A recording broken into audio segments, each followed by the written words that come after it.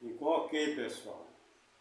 Ok, né? Um outro motor, uma amperagem maior, mais potente, botei a mesma L dele, aquele lugar, acabou o problema. Quer dizer, é outro motor, pessoal, porque ele mesmo aqui, novo, mas não presta, né? Mas é novo, mas não presta. E essa bobina de alumínio, uma negação. Essa de cobre é melhor, a amperagem é melhor, tá o ventilador bom, né? E esse aqui é novo, mas é aquela dificuldade, né, pessoal? Porque você sabe que o fio dele é um fio que ele não solda, porque é alumínio. Já esse aqui fica melhor. De serviço, adaptei, isso aqui é uma adaptação, pessoal. Isso aqui não é o original, não.